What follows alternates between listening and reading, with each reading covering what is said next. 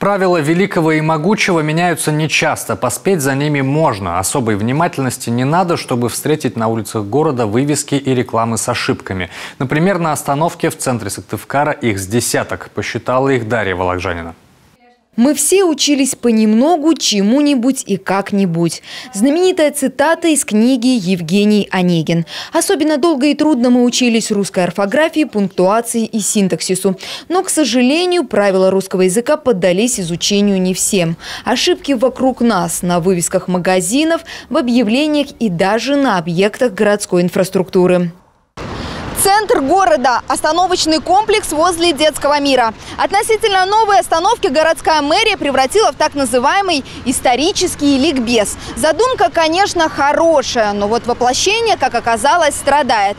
Это история дома купцов Дербеневых. Ошибка уже в заголовке. История превосхождения. На строчку ниже орфографическая. Архитектуры. А вот последнее предложение – это вообще ужас филологов и историков. Дербеневы у нас стали Деребневыми. Сыктывкар потерял одну букву «и». Предложение кишит орфографическими и пунктуационными ошибками и совсем не согласовано. Так чему же мы можем научить наших детей, когда взрослые вот так ошибаются? И ведь каждый понимает, что надписи в этих случаях не делаются спонтанно. У их создателей есть время все обдумать, взвесить и исправить. Над историческими баннерами для остановок в рамках проекта «Остановка. Культурный код столицы» корпели сотрудники Сыктывкарской мэрии. Это уже не первая их обклейка. В прошлом году на этих же остановках висела историческая инфографика. Как говорят в самой администрации, все оформление согласовывается с сотрудниками музеев и историками, но не с филологами. А вот давайте мы с вами выпуск программы сделаем, выйдет в эфир и посмотрим, как будут реагировать наши жители. Мы постараемся к этому времени все исправить.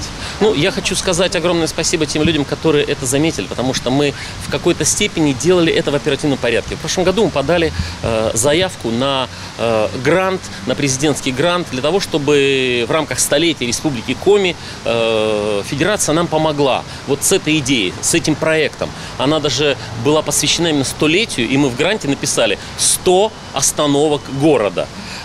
Поэтому произошли некоторые такие ошибки. Сейчас они исправлены. Теперь мы это все перекатываем. Вот эти места, которые у нас, так скажем, слабые оказались. Учитываем рамки, учитываем разные перекладины, те же самые скамейки. То есть весь материал, который будет расположен, он сейчас будет учитывать все эти нюансы.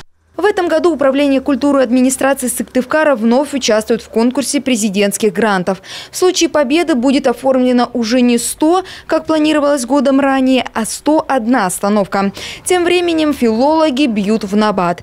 Неграмотные вывески и баннеры на улицах столицы стали делом обычным. Специалисты призывают, если есть хоть малейшее сомнение в написании слова, обращаться к профессионалам и, конечно, к словарю.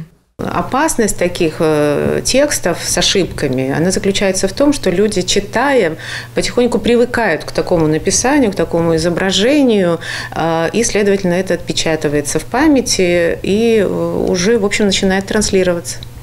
А вот горожане разделились на два лагеря. Кого-то неправильное написание слов и отсутствие знаков препинания не смущает. Якобы понятно же все равно. А кого-то, наоборот, возмущает. Часто встречаем, и не только в объявлениях. Ценники пишут очень многие с ошибками. Как с этим бороться? Да никак. Понятно же, что написано. Вы знаете, это всегда раздражает. Почему-то у нас теперь безграмотность, вы знаете, она прямо светится. Это меня очень раздражает, и такого быть не должно. Те, кому надо исправить все в голове, и все. Обязательно бороться нужно. И начинать это с детского сада. С детского сада. И, естественно, в школах надо повышать требования к знаниям русского языка особенно. Язык – живой и очень сложный организм. Он находится в непрерывном движении, и все изменения в обществе так или иначе оказывают на него влияние. Сохранить богатство русского языка и привить уважение к нему поможет только бережное отношение людей. Дарья Вологжанина, Яков Шлегель, Дмитрий Булаев, телеканал Юрган.